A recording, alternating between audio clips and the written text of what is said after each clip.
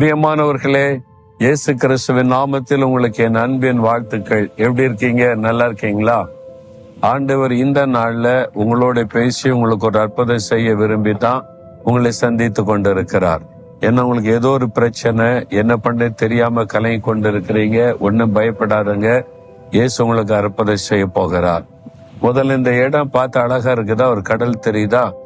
இது அமெரிக்காவில் San Francisco பகுதியில் இருக்கிற கடல் பகுதி.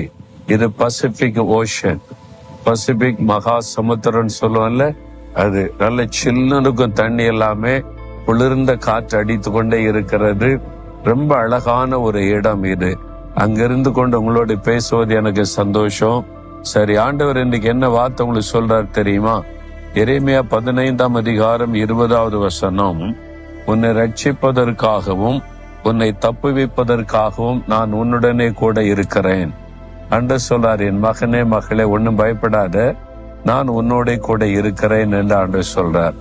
எதுக்காக ஆண்டவர் கூட இருக்கிறாரு அப்படின்னா, எல்லா சூழ்நிலையிலும் நம்மை பாதுகாக்கவும் ஆசீர்வதிக்கவும் தப்புவிக்கவும் நம்மோடு இருக்கிறார். முக்கியமா ஆண்டவர் சொல்றார், உன்னை தப்புவிக்கும்படி நான் உன்னோடு இருக்கிறேன்.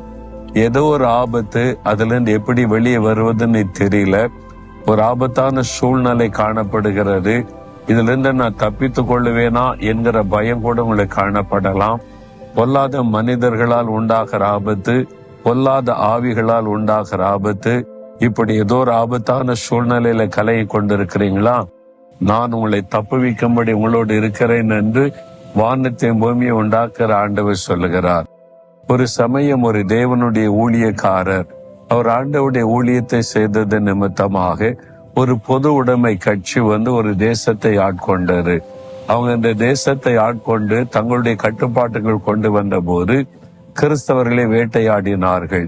அதுவும் இயேசு பற்றி அறிவிக்கிறவர்களை தேடி தேடி கொலை செய்தார்கள். ஒரு ஊழியக்காரர் பாருங்க, அவர்களுக்கு தப்பி காட்டு பகுதியாக ஓடிக்கொண்டிருந்தார். அவர்கள் குதிரையிலே தொடர்ந்து துரைத்து கொண்டு வந்தார்கள். தன்னால் முடிந்த அளவிற்கு ஓடி ஓடி ஓடி களைப்படைந்து கடைசியில ஓட முடியாத சூழ்நிலையில பலவீனப்பட்டு விட்டார். அவர் சொன்னார், ஆண்டவரே, இதுக்கு மேல என்னால ஓட முடியாது, இந்த பொல்லாத மனிதர்கள் கையிலிருந்து என்னை தப்புவியும் என்று சொன்ன போது பக்கத்துல எட்டி பார்த்தார். ஒரு சின்ன குகை இருந்தது. அந்த காட்டு பகுதியிலே மலை குகை ஒன்று இருந்தது. இதற்குள்ள போய் நான் உட்கார்ந்து கொள்றேன், என்னை நீங்க தான் தப்புவிக்கணும் என்று சொல்லிவிட்டு அதற்குள்ளே போய் அமர்ந்து கொண்டார். அந்த படை வீரர்கள், துரத்தி கொண்டு வந்தவர்கள் குகைக்கு முன்னால வந்துட்டாங்க. இங்கதான் அந்த ஆள் ஓடி வந்தா, இங்கதான் ஒளிந்து இருக்கணும்னு சொல்லி குகையை பார்த்த போது இந்த குகைக்குள்ளே ஒளிந்திருக்க கூடும் என்பதாய் நோக்கினார்கள். பக்கத்துல வந்தபோது பார்த்தால் அந்த குகையின் வாசலை ஒரு சிலந்தி பூச்சி கூடு கட்டி மறைத்திருந்ததை கண்டார்கள். அவங்க சொன்னாங்க, சிலந்தி கூடு இருக்குது பார், வாசலையே மூடி இருக்கிறாரு, அதனால இதுக்குள்ள ஒரு ஆள் போயிருந்த சிலந்தி கூடு கட்டாயம் பாதிக்கப்பட்டிருக்கும், உள்ள யாரும் போவதற்கு வாய்ப்பில்லை, வாங்க போகலாம் என்று சொல்லி தொடர்ந்து போய்விட்டார்கள். அப்பதான் அந்த தேவ ஊழியக்காரர் கவனித்தார். அவர் அந்த குகைக்குள்ள வந்த உடனே தேவன் சில நிமிட நேரத்திற்குள்ளாக ஒரு சிலந்தி பூச்சிக்கு கட்டளையிட்டு அது வேக வேகமாய் ஒரு கோட்டை அந்த வாசலை மூடும்படி கட்டி முடிந்திருந்ததை அவர் கவனித்தார். ஆண்டவர் எவ்வளவு அற்புதமாய் இந்த பொல்லாத மனிதர்கள் கையிலிருந்து என்னை தப்புவித்தீர் ஆண்டவரே, ஒரு சிலந்தி பூச்சிக்கு கட்டளையிட்டு என்னை தப்புவித்தீரே இந்த ஆண்டவரை துதித்து கொண்டு வந்தார்.